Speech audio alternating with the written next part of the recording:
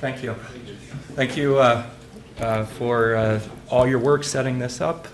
From the Maple side, it's always wonderful to be able to come back to Waterloo. Nice, beautiful drive across to Michigan and Ontario, seeing the leaves change. So it's a wonderful time to be here. It's a good scheduling. So Guillaume showed pictures very similar to this, where you're trying to look at your parameter space and count sort of number of solutions and see how they change over the parameters. And then I'll say a few words about how I use factorization in Maple to be able to compute some of these, but still is beyond hope on the computational side. And so that's why we propose using a numerical approach to be able to generate pictures like this. So our view right now is currently to look at autonomous dynamical systems. So that means you have dx dt is equal to some system f that doesn't depend upon t. So it just depends upon your variables x and some parameters p. And this talk will look at three different example systems of this. The first one is a Kerr Emoto model on synchronization. The second one is a long-term memory model for a biological system. And then the last one is a stem cell model looking at how the stem cells behave in sort of long-term dynamics of them. Okay. So as we change the parameters, the dynamics can change, and in particular, the long-term behavior can change. So these two have the same number of, the same system, the same number of particles moving around, but yet their dynamics changes considerably. In particular, one reaches a nice steady state behavior, whereas the other one is still moving around dynamically. So as we change the parameters, the behaviors of our solutions can change. And so what we want to be able to do is look at the behavior of the steady state equilibria. So plug in 0 for the derivative because we don't want them to move. And now we're back into the world of solving equations. So we want to be able to solve f of xp equal to 0 as we change the parameters p. Of course, this is a classic problem with many implementations built in. Maple has a wonderful implementation in cylindrical algebraic decomposition that I assume Guillaume is using in your package. What we want to do is we want to go beyond what we can compute symbolically, and so we're going to use numerical algebraic geometry. So let me say a few words about numerical algebraic geometry because maybe not everyone has heard of it. So the idea is we want to use numerical methods arising from geometry. So we have the solution set, some geometric set, and we want to use numerical computations on it. This all goes back to the early 1930s. André Weil said that you can understand equations by knowing sort of generic points that satisfy those equations. So Maple has a wonderful computer algebra system that writes down equations for you. And sometimes, as we'll see, they go on and on for many megabytes or kilobytes or gigabytes. You can incorporate all of that information just by having a solution to that equation. So this was André Weil's idea close to 100 years ago by now. And finally, we have the computers to be able to do the high precision computations needed to be able to recover this. So all of the computations that I'll describe today, except for the few in Maple, were done by Bertini, which you can read about in our book from 6 years ago now on solving polynomial systems using Bertini. Okay, so let me demonstrate with a picture. Suppose this is your solution set that you want to represent. The way we represent this solution set is by intersecting it. So we intersect it with a linear space of complementary dimension, and we find the intersection points. So the way we're going to represent this curve, rather than write down the polynomial that defines it, is we're going to know this line as well as these 4 points to accurate enough precision to be able to do computations. And now instead of trying to do computations on the equation itself, we do computations on the points. And so all things can be done by deforming the linear space and tracking at how these solutions deform. So you have your original slice and the original points, and now as you deform that slice, these points move, and you track along these curves. And what we want to do is replace all computations from the algebra side, from the equation side, to the geometry side by using these points. So that's a quick overview of sort of what we're trying to do on the algebra. How many points do you need? It's the degree of the System? system, yes. So we typically handle, so the talk today, everything will be in the hundreds, but systems up to millions, tens of millions regularly occur and can be done in this way. Okay, so the key thing is that evaluation becomes much more important than being able to write down the equation and manipulate it. So a classic system is, or classic polynomial is the determinant. So if you pull up Maple and ask for the determinant of an n by n matrix, it'll give you the solution, or the polynomial in terms of a monomial basis, and there'll be n factorial terms. So this can quickly overwhelm your computer. Try the 20 by 20 and see what happens. However, the nice thing about determinants is they can be evaluated very quickly. So you can evaluate it in cubic time by using LU factorization and Gaussian elimination. So just because you have lots of terms in your polynomial doesn't necessarily mean that it's hard to work with. You can, especially determinants, you can work with them very easily. And you can compute derivatives of determinants based on determinants, and so they're also easy to evaluate. Okay, so from a classical point of view, we want to decompose everything into regions or cells, depending upon the name region or cell depends upon who you're talking to. Since this work was done with some math biologists, they didn't like the word cell because they always thought cell was like a cell in your body.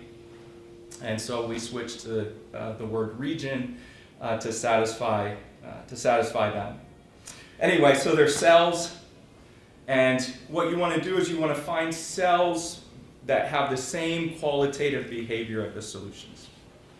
So here's a classic picture from an application. First appeared in the 80s, this picture did. And so outside the white space, there's no real equilibria. Inside of this sort of dark red color, there's 2 equilibria, then sort of in the points of these stars, there's 4, and then finally in the middle, there's 6. So you want to sort of separate everything into regions based on the number of equilibria. So a common way to do this, especially in Maple, is to use a cylindrical algebraic decomposition package to be able to compute this. And underlying the hood, there's some resultants and Grosvenor basis computations to be able to compute sort of the boundary polynomials. And so the boundary is what's called the discriminant locus, and the polynomial itself is the discriminant. So let's start with a very simple example. Let's set the coefficient of x squared to be 1 and just look at the quadratic x squared plus bx plus c. So we should know from high school that the discriminant is b squared minus 4c. And so if b squared minus 4c is positive, so if we're up here in this region, we have 2 real solutions. And then if it's negative, we have 2 non-real solutions. So you can start very simple and see sort of this classic discriminant, but these things get really big really fast. So let's go back to these dynamical systems from synchronization. So this is what's called the Kerr Emoto model. So there's a fairly recent picture of Kerr Emoto. He developed this model in the 70s to be able to study synchronization behavior. So why do things in the world synchronize? And so this was his very simple model. He said, okay, each particle is going to have some natural frequency. So if there was absence of anything else, we would just have a nice frequency. But he puts a coupling in there, and he puts a coupling based on the sign of the angle differences. So if the sign of the angle is sort of small, they're nearby, there's not much happening. But if they have sort of wide angles, then this imposes a lot of impact on the frequency, and this gets you to be able to couple. Okay? So I believe these pictures are done with n equal to 15 here. So the angle differences is sort of what matters, and he took the sine function to be able to put the penalty associated to that. Okay, if you look at this, we want to compute equilibrium. So we want the derivative equal to 0. Since the sine function is an odd function, if you sum all these up, you get both terms with theta I minus theta j and theta j minus theta I. And so those cancel off, and so you're just left with the sum of the frequencies has to be equal to 0.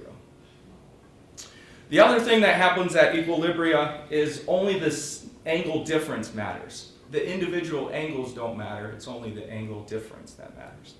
And so you take care of both of these by setting one of the angles to 0 and setting its frequency to the negative of the sum of the others. Okay, so that's a very simple reduction. And so here it is in the n equal to 3 case. So I have 3 particles moving around in a circle, and all of the equilibrium satisfy this nice trigonometric polynomial. So very simple. If I pick omega 1 and omega 2 generic from, say, complex numbers, and replace signs by exactly what Guillaume talked about, the c and the s, such that c squared plus s squared is equal to 1, you get 6 complex solutions. The discriminant, meaning the boundary of this where the number of real solutions change, is degree 12. So it's a degree 12 boundary, and generically 6 solutions, and what happens is in this interior here in this green region, you can get all 6 to be real. So this was done back in the 80s by some electrical engineers, and then they posed the problem. Okay, well, here it is. You can look at the degree 12 equation. It's not too bad. So then they posed the problem, what happens in n equal to 4?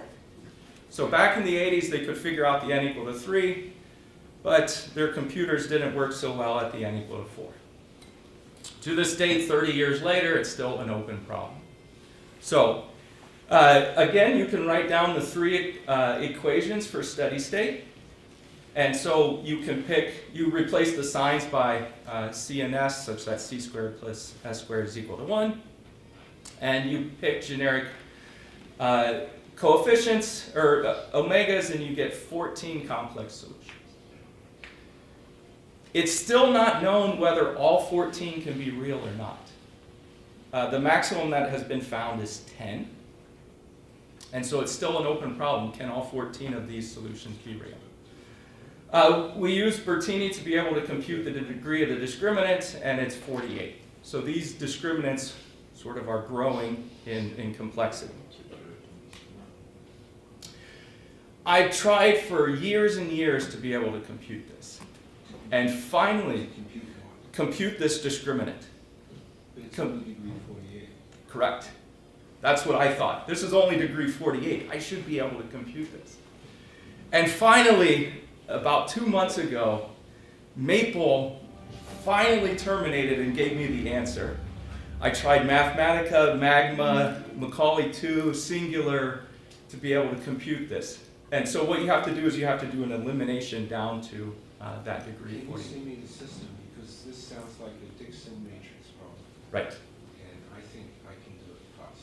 Great. Because I don't care about n equal to 4, I care about n equal to 10. Good. And so these things are going to blow up quickly. Okay, so here's what I did to be able to get this to work. So you can see that there's about 7,000 terms. If you write this in text, it's about 217 kilobytes just in plain text. So this is a sort of a big polynomial. And what I did was I computed a polynomial such that this is a factor of it, and then used Maple's factoring command because I knew the degree from Bertini. So I knew that there was a degree 48 factor and was able to get it. So it was much easier to compute a polynomial that contained this as a factor rather than the polynomial itself. Okay, so here is it listed in Maple, and you know, it just goes on and on and on and on and on and on and on and on. So Maple was finally able to compute this, and I'm not sure really what it's doing right now. Maybe someone from Maple can tell me, but it's telling me that it's still running at sort of 8,000 seconds. So I'm not sure what it's trying to do. Maybe put it in memory. I don't know. Anyway, so I was really happy that Maple was actually able to compute this, but now I still want to be able to plot it, and the implicit plot is not working so well there. So still having issues on it. It's a bivariate polynomial, Trivariate, 3 variables. so it's a discriminant with respect to which variable? Omega 1, omega 2, and omega 3. Okay. Yeah, those are my parameters. And So if you compute the discriminants with respect to some variable, yeah, 2 variables. so So you should have only 1 or 2 variables. And 2 other variables being eliminated? Yeah, so you eliminate the theta 1, and you take the determinant equal to 0 because you want a singularity there. Yeah. So you add one equation, the determinant of the Jacobian. So you should eliminate at least 1 variable. Yeah, you eliminate theta 1, theta 2, and theta 3. Three variables. You eliminate 3 variables. Yeah, and you get this polynomial. Great. So, seemingly simple systems that you start with, you know, I would consider this a very simple system, three variables. These things get really big and unwieldy. And so what we want to do is, instead of computing these equations, it's really nice when you have it, but you know, try the n equal to 10 case. I don't think I'm going to be able to do it. Well, maybe Michael can, but I'm not going to be able to do that. So our approach is, instead of computing these equations, can we compute sample points? So we want to go back to this numerical algebraic geometry paradigm that points on the boundary is sort of equivalent to equations that define it. Equivalent meaning they contain the same information. Okay, so let's start with one parameter. So if we just have one parameter, here's a very simple quadratic. Again, you can write down the classic discriminant, and so it's a squared minus a, and that factors. And so you have 0 and 1 are the bad places. And so if you're less than 0 or bigger than 1, you have 2 real solutions. And then if you're somewhere in between, you have 2 non-real solutions. So this is the plot of A and X. And what people have tried in the past, including myself, is suppose you pick a value of A, and now what you want to do is you want to sweep along there. So pick A like minus 2, and then be able to sweep down until you hit the singularity. So this works well, except when you try to do it in the computer computationally. And I sort of equate this to trying to drive into a brick wall. This is where everything is going to fail. The numerics become horrible at these singularities, and your software ends up failing. So what we propose is to perturb your path just a little bit. So go into the complex plane with this epsilon perturbation. Now, as you move along in the A space with this small perturbation, you get smooth paths. But you still have the remnants of the singularities there. So for example, as you're tracking along, you can monitor the condition number of the Jacobian, and you'll see the spikes coming from those singularities. So in this metaphor of a brick wall, what you're doing is you're walking past it. You know, something happened there, so you see the remnants of the ill conditioning, but you're able to move past it without hurting yourself. So we're going to perturb things slightly into the complex plane, be able to create these smooth paths. They'll keep the remnants of the singularities, but will allow us to perform the computations easily. So we tried this on the song model. So this is a long-term memory model. I put the equations here just not for you to read, but just so you can see that they're not too bad. You know, these are very simple rational equations, and this is sort of the pictorial demonstration of what the dynamical system is. So there's 14 variables, 40 parameters in these 15 functions. And what they wanted to study in 2006 was the relationship between this parameter, 5-HT, and then pKa, which is protein kinase A. And so what they did was they fixed the other 39 parameters to biologically meaningful values and said, how does this pKa change as I change this 5-HT? And so this system has 432 complex solutions. I didn't compute the discriminant because I didn't need to. I could use this perturbed sweeping. So on the left here is the picture from their paper. And then on the right is our computation. And so the solid lines mean stable, and then the dotted lines means unstable. So that's exactly what they're demonstrating here. So you go along this stable branch, and then when you get to the end, you jump up to this other one. So this stable branch dies, and then you jump up to this other stable branch. But because they're using local methods, they missed this whole big branch up here at the top. And so there's this whole other branch that you can track along that's nice and stable as well. So by using this perturbed sweeping along these 432 solutions, we're able to find this other branch along here, as well as recover where the change of behavior happens in the dynamical system. So this was a really nice example to demonstrate sort of how the perturbed sweeping still finds what you want, as well as it's a global method as long as you have polynomial-like functions. So in this case, they were rational, but you can always clear denominators to get to polynomials. Then we said, okay, for 1D, that's nice. What happens in 2D?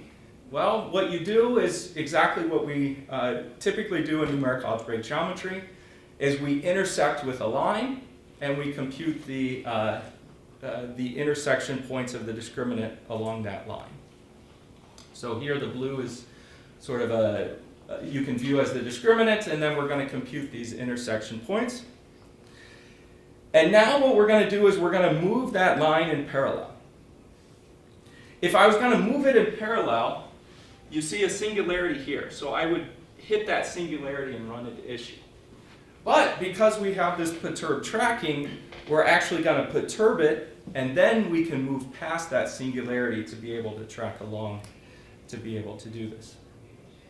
So you're tracking along the discriminant in this perturbation approach, and so you can be able to find this singularity without going through it. Okay, so let's look at an example of this. So this is a stem cell model that my co-authors created. So they put all of the stem cells in a ring, and then you only get to influence your neighbor with some coupling strength G, and it's uniform across all neighbors. And then you have to put some kind of local dynamics on it, and here was the local dynamics. The reason for this is you have sort of stability at 0.01 and 1, and then you let A vary somewhere in between, which is an unstable equilibrium. Okay, so this is the dynamical system, and for 3 cells, 4 cells, and 5 cells, you can compute the number of stable equilibria and to be able to compute these.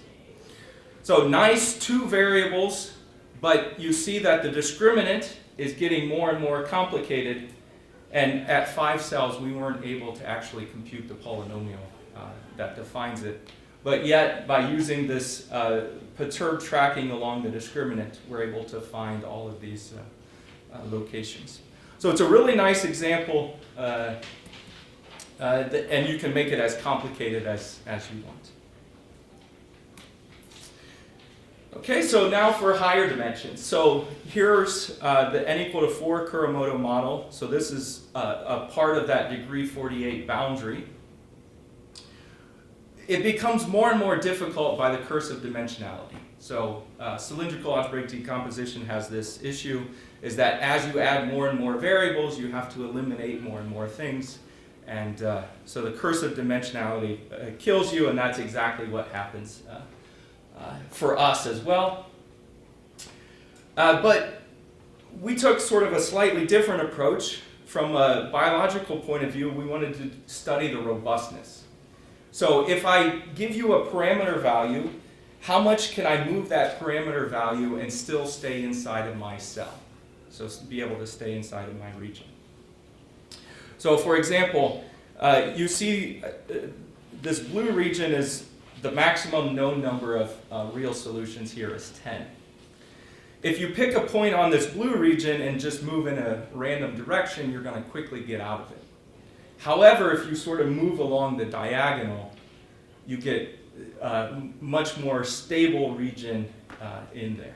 So that's what we wanted to study, is to be able to move along rays at a given point and figure out sort of where the system was robust, sort of where these cells allow us directions to be able to move.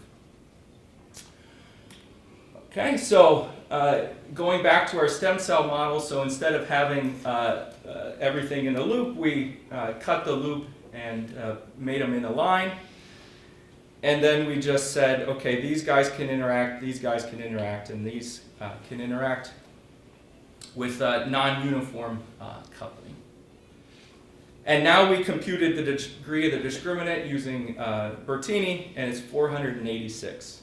So this is a 486 degree polynomial in the 3 parameters, G12, G23, and G34. I don't know how to write down the polynomial, but because I have this numerical algebraic geometry, I'm able to perform computations on this discriminant. So for example, if I wanted to know sort of how stable is it in a given direction, so, say I want to go in the 1, 2, 3 direction and let tau vary, then in terms of tau, you can get sort of these different regions that describe the number of stable steady states. So it starts off at 16, and then it goes down 1 at a time all the way down to 2. That sort of exist for all time after that. So you can do local analysis along rays to be able to find robustness of the model. You can also create a movie by putting sort of slices together, and so create some nice animations And so, for example, if we fix G12 to 0.0025, then you're able to get a picture like this. Again, the degree of the discriminant, so the black region, is 486. Okay, so it's a 486 degree polynomial that defines the black region. But because we're using this perturbed tracking, we're able to track out exactly where it is in this region of interest. So, and then we can find the regions or the cells and count the number of stable steady states. So let me end with a movie. So this movie shows that as we move through the parameter space in this G12, you can get different behavior, and then all of these guys are able to move. So remember, all of the black curves are defined by a degree 486 polynomial.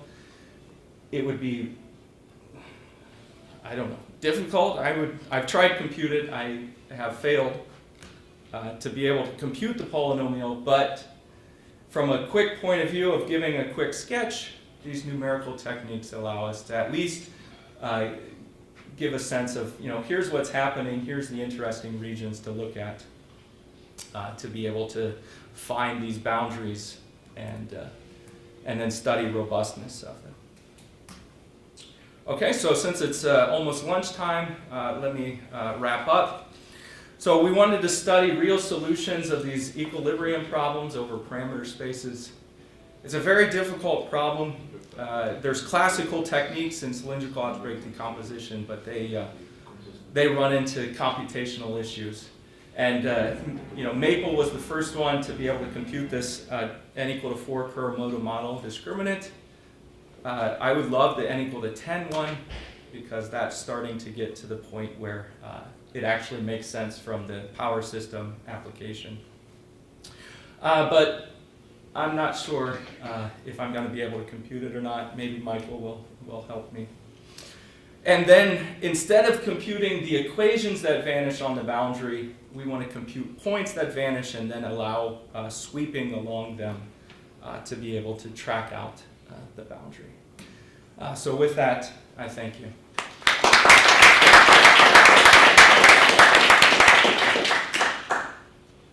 Yes, Yuri. So you described how if somebody gives you a direction, you Yes. can move along that Yes. direction. But can you find the direction? Yeah, so that's where a little more local analysis is going to be needed. So then you're going to need to sort of find the direction. So it's easy to find sort of the directions where the boundary is close to you. So based on Jacobians. Right. The harder part is finding the ones where it's robust at. So the non-robustness is easier than the robustness. Right. Yeah. So Either one, Guillaume.